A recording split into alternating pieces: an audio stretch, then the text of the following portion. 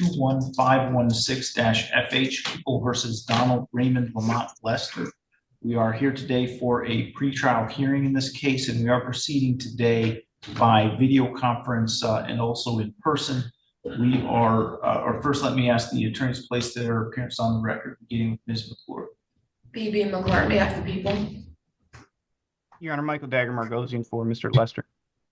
All right, and Mr. Dagger-Margosian, where do we stand with Mr. Lester's case today? Your Honor, at this point, I don't, there's a breakdown of attorney-client relationship. I can't move forward and represent Mr. Lester. I've, without getting into the details, obviously those are privileged, but it's clear that Mr. Lester either needs to move forward pro se, and I can certainly be on standby, or I can conflict this out, but our office is not going to be able to represent Mr. Lester. Yeah, I would like the ACLU to pour. I poured everything to the ACLU. They already have my file and the Civil Rights Commission. Mr. Lester, I'm sorry, but the microphone at the jail is really bad. There's a bad echo there. Can you hear me, can you hear me now? Yeah, so I can hear you. The issue is if you could talk not quite so loudly, because it's an echo in the room that causes the problem. I'm moving the ACLU and the Civil Rights Commission already are on this. You can move my file to those. They already, I have sent them my complaints. I've also got the failure to appear, what I was picked up for in the first place, was dismissed. And Mr. Margosian is trying to move forward with a trial, and I'm not feeling that. I want to move for an immediate dismissal because they should be asking for the body cams from August 2nd as well as the 4th. I still haven't went over any evidence. So the Civil Rights Commission has my paperwork and my affidavits rather, and the ACLU is on standby as well. I just rather for my whole file to go to them and let them represent them, let them take a look at what's going on. I don't have any transcripts. I haven't talked to Mr. Margosian since then. I had to have the jail email the courts for a court date because I've been sitting here for so long. Like I said, the failure to appear got dismissed. That's what I was picked up for originally. Okay, so Mr. Lester, you've been charged with possession of methamphetamine and 2 counts of assaulting, resisting, obstructing a police officer. You have previously been represented by the public defender's office, and they are requesting to withdraw as your attorney at this point. If that were to happen, another attorney would be assigned to you. I just said the ACLU. I don't know what part of that nobody understands, but the ACLU is on standby as well as the Civil Rights Commission. Before we even get into this hearing, you need to understand exactly what kind of situation you're about to witness. This is not just a routine pretrial. This is a slow-motion collision between the legal system and a defendant who believes the rules simply don't apply to him. From the very first moments, you'll hear phrases, arguments, and legal buzzwords that seasoned viewers instantly recognize, and no, they don't come from law school. They come from the internet's sovereign citizen playbook. The defendant believes he can bypass attorneys, override judges, and handpick organizations like the ACLU as if they're court-appointed superheroes waiting on standby. Meanwhile, the judge is doing everything by the book, calm, methodical, and increasingly tested as the hearing drags on. You'll see an attorney attempt to withdraw, a defendant refuse to give a straight answer, and a courtroom slowly lose patience. What makes this case especially tense is that the stakes are real: drug charges, assault on police officers, extended pretrial detention, yet the defendant treats the courtroom like a debate stage. Watch closely how interruptions escalate, how patience wears thin, and how quickly legal confusion turns into... That is not an option that I have, to send this case over to the ACLU. If you want the ACLU... I do though, so let's get that understood. Now I have that opportunity to do that, and I'm requesting that on record. Okay, you can request that, but the court is not in a position to do that. If you want someone else to represent... I am, sir. That's what I'm trying to tell you. It's not simple as you just putting the case together and sending it to him. It's not even you. Mr. Margosian can do it. It's not even your office that needs to do it. Mr. Lester, please don't interrupt me when I'm talking to you. Right. Here we go. All right. Right now, the public defender's office represents you. I'm going. No, they don't. He just said he didn't want to represent. All right, Mr. Lester is off camera. I don't know whether he's still in the room. I'm standing right here. I can hear every word. I'm here as a third-party intervener. When a public defender tells the court there's a breakdown in the attorney-client relationship, that's not legal fluff, that's a professional warning siren. Public defenders are used to difficult clients. They deal with denial, frustration, and anger every single day. So when one formally asks to step away, it means the client is actively undermining their own defense. Pay attention to what's not being said. The attorney doesn't argue facts. He doesn't blame the court. He simply states he cannot ethically or practically continue.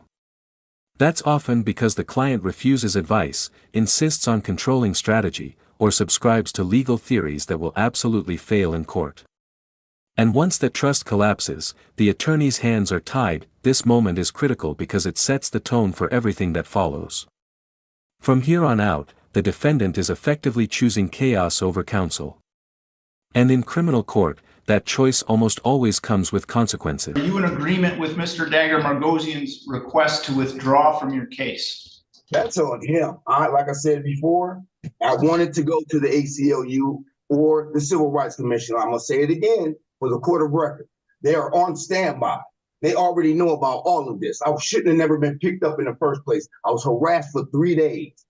3 days. And you have the transcripts right there in front of you when the officers admitted that they just wanted me.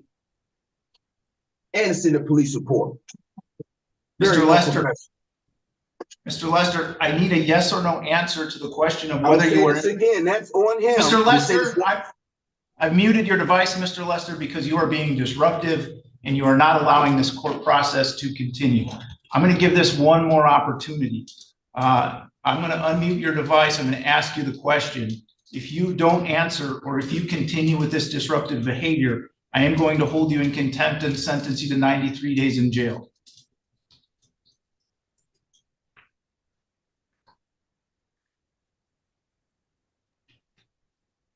Very unprofessional. Mr. Lester, are you in agreement or are you not in agreement with Mr. Dagger Margosian's request to withdraw as your attorney? Well, if you please, yeah, I'm in agreement. If you please send that file.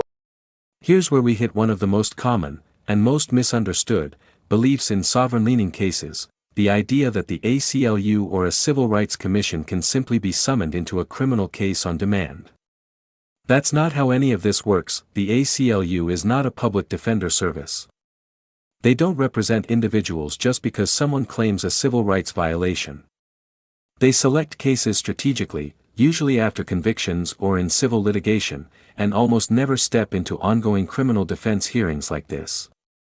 Saying, they're on standby, has zero legal meaning unless an actual attorney files an appearance with the court. What you're hearing is someone confusing advocacy organizations with court-appointed counsel, and the judge knows it. This disconnect between belief and reality is about to become a recurring theme, and each time it does, the court's patience gets thinner. The ACLU, please. Can I get like a contact information? I mean, I don't just send a file to the Okay, yeah, but you know where the ACLU's office is. I can get that to you. Yes, no problem. You can go off screen and I can get that to you. I have it right here in front of you. No problem. No problem. And if that for whatever reason, I mean, that's outside the norm of what I'm not. It's as simple as saying my rights have been violated. You know that. We're not going to keep going back and forth. I'm not doing whatever. it. All right. Mr. Lester, please stop. So Mr. Lester has consented to Mr. Dagger Margosian withdrawing as his attorney. If there's some arrangement for Mr. Dagger Margosian to send information to the ACLU, that is, the court has no control over whether he is going to do that, and the court has no authority to require him to do that. And Your Honor, what the court is required to do under this process is to provide for the appointment of a special public defender. If Mr. Lester can get the ACLU to represent him, then you need to make arrangements to do that. And if there's an appearance filed by the ACLU, then they are welcome to represent him. But as it stands now, he is without attorney, and the court will make the appropriate arrangements to have a special public defender appointed. If the ACLU wants to substitute in place of that person, they are welcome to do so. Yeah. I also like for a PR bond. I've been sitting here almost 180 days. My bond is ridiculous. My family's not going to be able to pay that. There it is. The moment seasoned viewers instantly recognize. Third-party intervener. Special appearance. Court of record. These phrases are not accidental, they're lifted straight from sovereign citizen ideology. The belief is that using specific words can somehow change jurisdiction, dissolve authority, or force dismissal, but courts don't operate on verbal cheat codes. Legal status isn't altered by magic phrases, and jurisdiction doesn't evaporate because someone declares themselves separate from the proceedings. Judges hear this language constantly, and they know exactly what it signals: a defendant who believes semantics override substance. This is also where the emotional tone shifts. The defendant isn't confused, he's convinced. And when belief hardens into certainty, cooperation becomes impossible. 7th, I'm requesting a bond, please, for the court of record. Mr. Lester, let me do one thing at a time. You're constantly interrupting me. I'm just tired, man. I'm tired. Mr. Stop Olsen. interrupting me, Mr. Lester. Shit. Damn.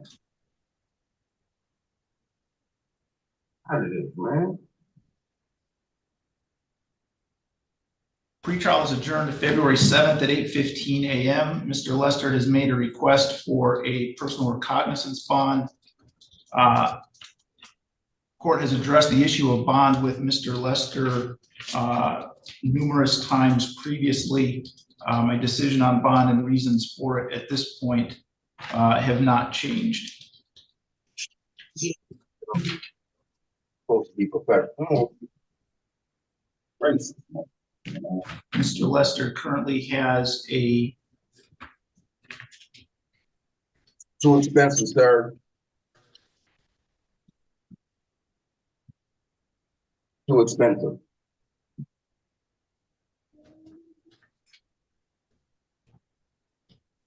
Mr. Lester currently has a $5,000 cash or surety bond in this case, and that is appropriate, in my opinion, to assure his further appearances at this court. And so I'm going to deny the request for a personal recognizance. This is the pivot point of the hearing. Being muted by a judge is never a good sign. It means the court has determined that the defendant is no longer participating, they're obstructing. And the contempt warning that follows is not theatrical, it's procedural. Contempt exists to protect the court's ability to function. Interruptions, refusal to answer direct questions, and constant derailment force the judge to act.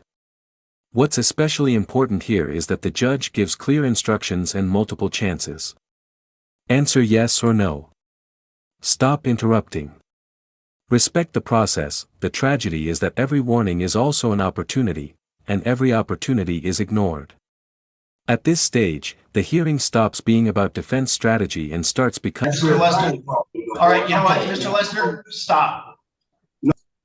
I muted your device, Mr. Lester. You have been warned repeatedly by me in this hearing as well as in other hearings. You are in contempt of this court as a result of your behavior here today. It's a sentence of the court that you served 93 days in the Lenawee County Jail. There's no further information that the court needs to find the contempt. It was directed in the presence of the court and after being warned numerous times. So, Mr. Lester, you can let the officer that's with you know that you are done with court for today. It's not just a routine pretrial. This is a slow-motion collision between the legal system and a defendant who believes the rules simply don't apply to him. From the very first moments, you'll hear phrases, arguments, and legal buzzwords that seasoned viewers instantly recognize, and no, they don't come from law school. They come from the internet's sovereign citizen playbook. The defendant believes he can bypass attorneys, override judges, and handpick organizations like the ACLU as if they're court-appointed superheroes waiting on standby.